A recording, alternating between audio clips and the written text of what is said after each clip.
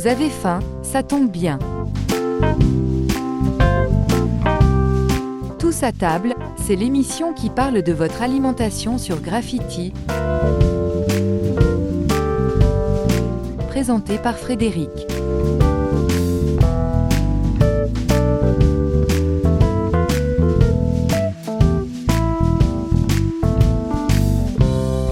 Salut les gourmets, salut les gourmands, je vous souhaite la bienvenue dans Tous à table, l'émission qui met les petits plats dans les grands et parfois les grands plats dans les petits, surtout quand on manque de place dans le frigo et ça risque bien d'être le cas prochainement. En effet, il approche à grands pas et avec lui l'excitation qui envahit nos cœurs et nos foyers. Les rues s'illuminent, les sapins se parent de leurs plus beaux atours et les enfants montrent déjà leur impatience. C'est le moment de préparer des instants magiques, de rêver des cadeaux inscrits sur la liste qu'on lui a envoyée et de savourer l'attente.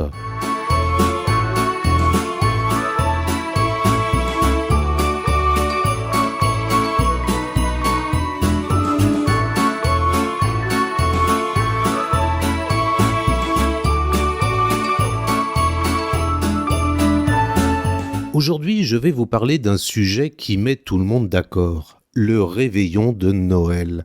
Enfin, presque tout le monde, parce qu'il y a toujours quelqu'un pour tergiverser sur la cuisson de la dinde, la place des huîtres à table, ou encore si on doit finir le repas avec une bûche pâtissière ou avec une bûche glacée.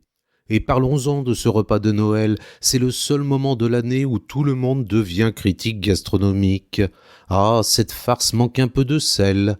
Le foie gras, je préférais celui de l'année dernière. C'est bon, mais c'est pas aussi bon que chez mamie. Alors, pour vous éviter la pression et garantir que vos invités repartent avec le sourire et quelques kilos en plus, je vous ai préparé une émission spéciale. Traditions, anecdotes et bien sûr des recettes faciles et originales pour briller au cours de ce dîner sans passer 3 jours en cuisine. Accrochez vos tabliers et si vous avez brûlé une bûche l'an dernier, promis, cette fois je vous sauve la mise. C'est parti pour un réveillon qui sent bon la fête et la gourmandise.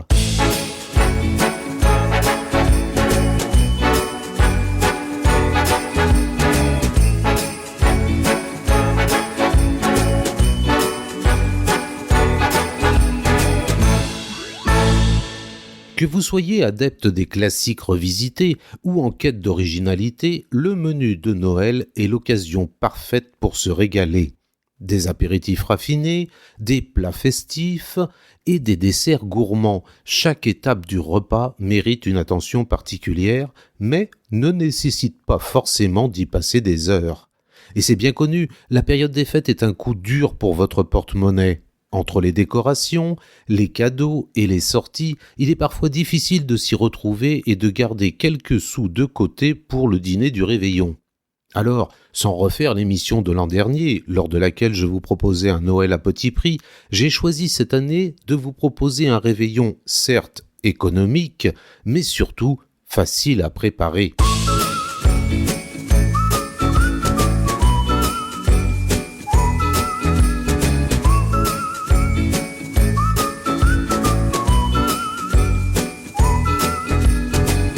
Contrairement aux idées reçues, le repas du réveillon n'a pas besoin d'être onéreux pour marquer les esprits.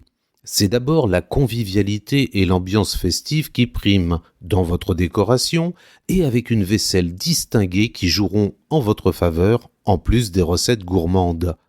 Alors que votre sapin est joliment décoré, il faut en faire de même pour votre table et ce ne sont pas les idées qui manquent en la matière. Choisir une décoration de table adaptée à votre style et au thème de Noël peut faire toute la différence. Que vous choisissiez d'opter pour une ambiance naturelle, avec des rondins de bois et des branches de sapin, ou pour une table plus sophistiquée, avec des accents dorés et argentés, chaque élément va contribuer à une atmosphère chaleureuse et festive. Les accessoires tels que les pliages de serviettes, les bougies ou les ornements personnalisés vont ajouter une touche unique et personnelle. Alors, avec un peu d'inspiration, votre table deviendra un véritable joyau des fêtes. Et dans vos assiettes, pour remplacer les produits onéreux, il existe des alternatives tout aussi festives et délicieuses et faciles à préparer. Dès l'apéritif, à la place du champagne, outre les vins pétillants moins onéreux, pourquoi ne pas proposer à vos invités un vin chaud aux épices, une boisson de Noël traditionnelle dans les pays scandinaves? Il se prépare dans une grande marmite agrémentée d'agrumes, de différentes épices, comme la cardamome ou la cannelle, et parfois même avec un autre alcool fort. La marmite peut être disposée non loin de la table à manger ou, en cas de buffet dînatoire, à côté des autres mets. On l'accompagne d'une louche et d'un couvercle, ainsi chacun peut se servir tandis que la vapeur qui s'en dégage va parfumer subtilement la pièce. Et pour les toasts, je vous suggère de tester le foie gras végétal. Réalisé à partir d'une base de noix de cajou en pâte, le faux gras est une alternative végane bien moins coûteuse que les terrines de canard traditionnelles. La pâte de noix de cajou est épaissie grâce à une petite quantité d'agar-agar, puis assaisonnée à l'aide de champignons, d'alcool, d'épices et de pâte de miso blanc. Une recette facile à réaliser qui va bluffer vos invités sans vider votre porte-monnaie. Vous pouvez aussi vous régaler du fou gras proposé par Emmanuel Moreau de la petite soupe anémie que j'ai déjà eu le plaisir d'accueillir dans cette émission. Végétal lui aussi, le fou gras est réalisé à base de mojettes, bien de chez nous. Vite faite et facile à décliner, la verrine de Noël se sert en apéritif comme en entrée. Travaillez la décoration pour un look ultra festif en les parsemant d'herbes ciselées, d'épices et de graines par exemple. Vous trouverez votre bonheur dans des recettes de verrine de Noël inratables, comme celle de la mousse d'avocat et de saumon fumé, de surimi mayonnaise aux crevettes ou de navets au lait de coco. La salade russe et le cappuccino de potiron se servent aussi en verrine, tout comme la vichysoise ou le guacamole au thon. Et impossible d'oublier les verrines d'avocat à la mangue, de betterave au chèvre frais ou de kiwi au saumon fumé. Pour surprendre vos invités tout en restant détendus en cuisine, vous pouvez aussi leur proposer en entrée un velouté de potimarron aux éclats de châtaigne et foie gras, une entrée élégante et rapide à préparer que vous pouvez servir avec un filet d'huile de truffe pour une touche plus festive. Ou encore un tartare de saumon à la grenade, une recette fraîche, colorée, parfaite pour apporter une petite note d'originalité. Le saumon gravlax, quant à lui, est une spécialité nordique qui ne demande que très peu d'ingrédients. Pour ce faire, on utilise une base de filet de saumon cru qu'on fait macérer pendant une journée dans du sel, du sucre, du poivre et de l'aneth. Une entrée festive et originale qui ne demande que très peu de temps en cuisine et qui peut être préparée à l'avance.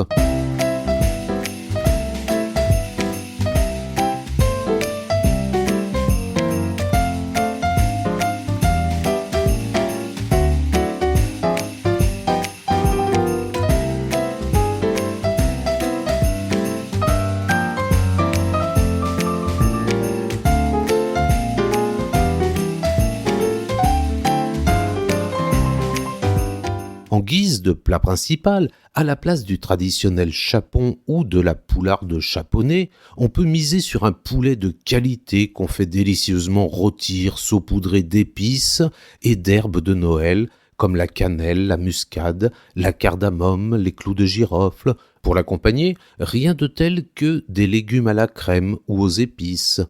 Et si vous avez envie de réconfort dans votre assiette, misez sur un gratin de Noël qu'on découpe à l'aide d'un emporte-pièce avant de servir directement dans les assiettes des convives.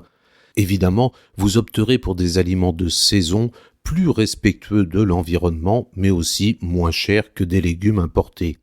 Mais si vous préférez le traditionnel chapon, privilégiez surtout une volaille élevée en plein air, un critère garanti par les labels AB, pour l'agriculture biologique, le label rouge ou encore le label AOC volaille de Bresse. Et si on vous demande ce qu'est un chapon, ne répondez pas comme moi. En effet, le jour de mon CAP de commis de restaurant, j'ai bêtement répondu à cette question qu'un chapon était un jeune poulet qui n'était pas sevré. Ce à quoi un des examinateurs a réagi en me demandant si j'avais déjà vu une poule avec des tétines. Cela a beaucoup fait rire le jury, mais ça ne m'a pas empêché d'avoir mon examen.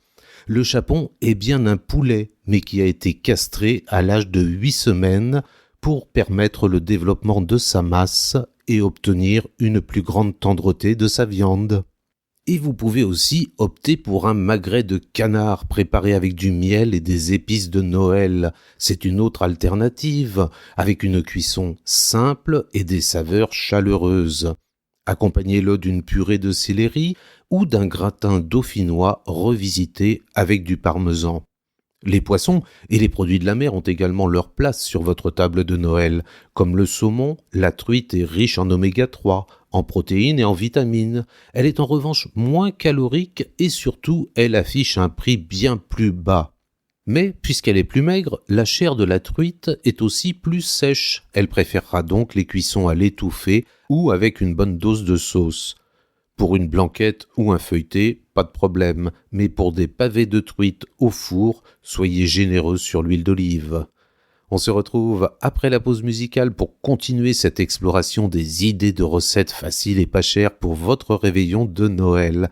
Et cette semaine, cette pause musicale est de circonstance, avec Champagne de Cyril Brière, un artiste qui propose une collection de chansons électropop à la sensibilité, à la poésie et à la beauté chavirante.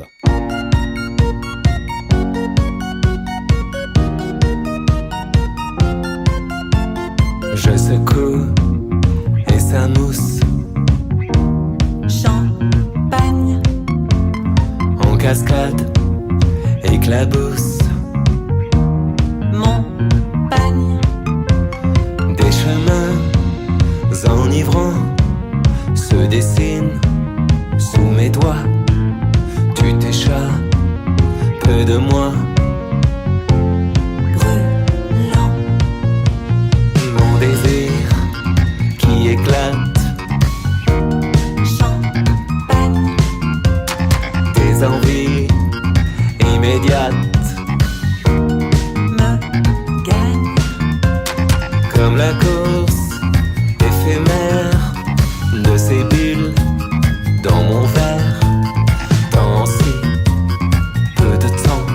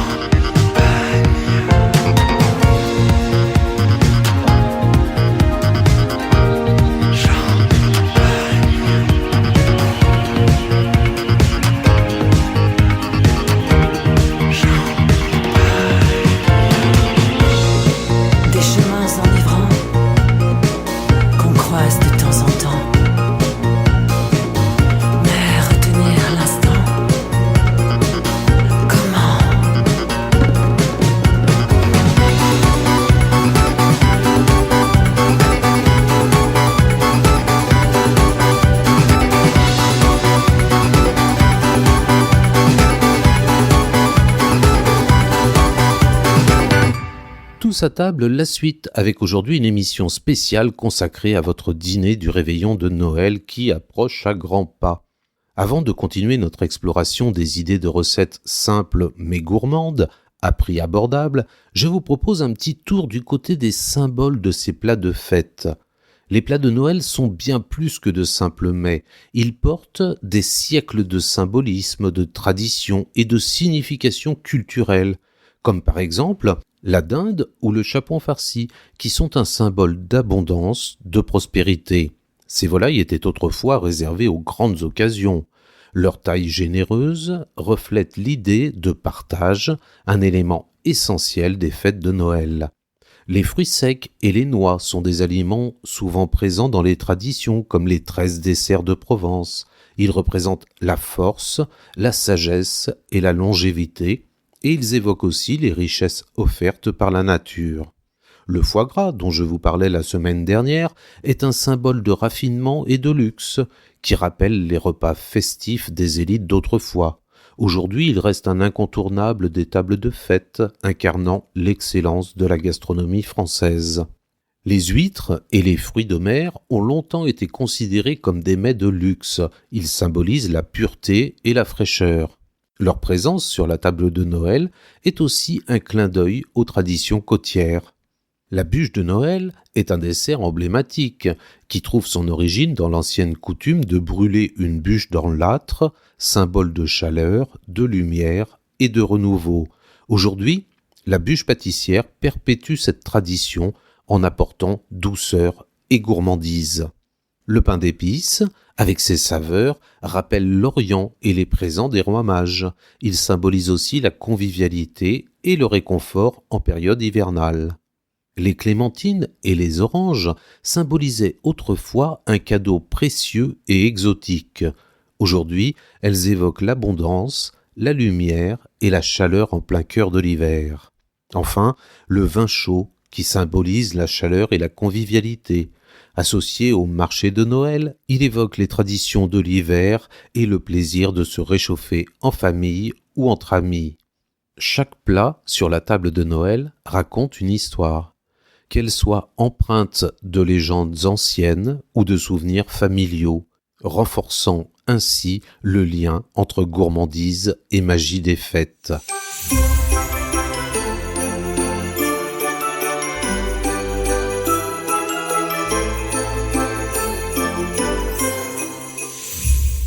Et pour votre réveillon de Noël, il ne faut surtout pas oublier les enfants. La pâte feuilletée est un ingrédient magique à toujours avoir sous la main lors de la préparation de votre repas de Noël. Elle se garnit à souhait de toutes sortes de préparations sucrées comme salées.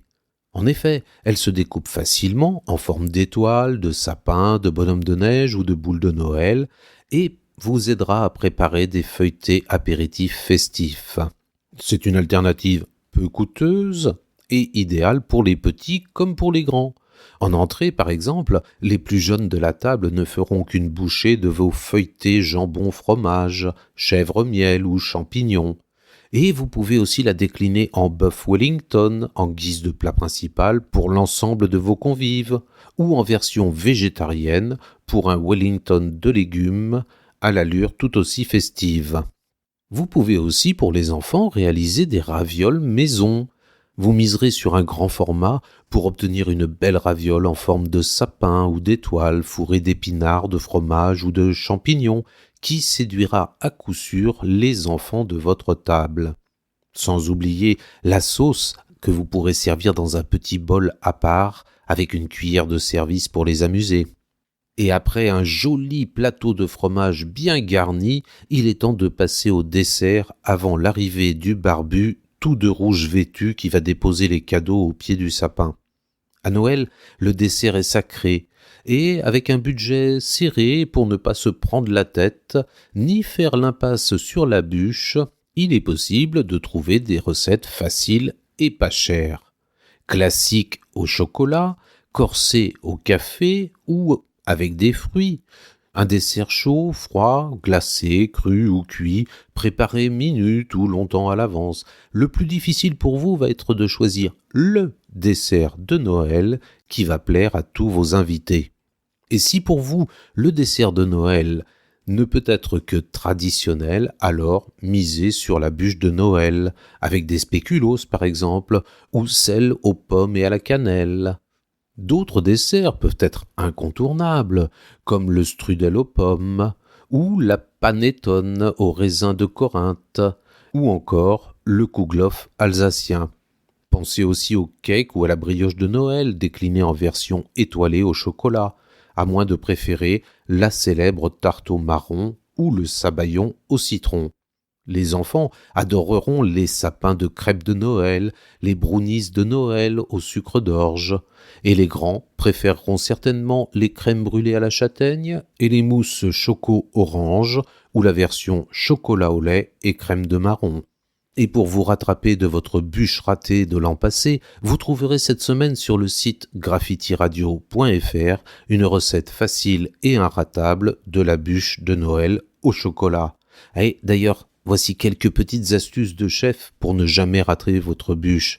D'abord, un roulage sans stress. Roulez votre biscuit encore tiède avec un torchon humide pour éviter que le biscuit ne casse. Pour une crème légère, si vous craignez que la crème au beurre soit trop riche, alors vous opterez pour une mousse légère à base de mascarpone. Et la préparation à l'avance. La bûche se conserve très bien au frais et se bonifie même après une nuit de repos. Alors c'est parfait pour vous organiser. Et voilà, chers auditeurs, notre émission spéciale Réveillon de Noël touche à sa fin. Si avec tout ça votre dîner n'est pas une réussite, il vous restera toujours 2 solutions. Prétendre que c'était voulu, c'est un concept moderne, vous ne comprenez pas, ou appeler mamie en urgence pour son fameux gratin qui sauve tout. Souvenez-vous, l'important ce n'est pas que la dinde soit parfaitement dorée ou que la bûche soit digne d'un grand chef, c'est de passer un moment magique avec vos proches et ceux que vous aimez. Et si quelqu'un râle, servez-lui donc un verre de vin chaud, ça le calmera. Allez, je vous laisse à vos fourneaux, à vos playlists de chants de Noël et à vos batailles pour enfiler le papier cadeau sans déchirer les coins. Je vous souhaite un très joyeux réveillon à toutes et à tous et on se retrouve la semaine prochaine pour de nouvelles aventures gourmandes dans Tous à table. À bientôt.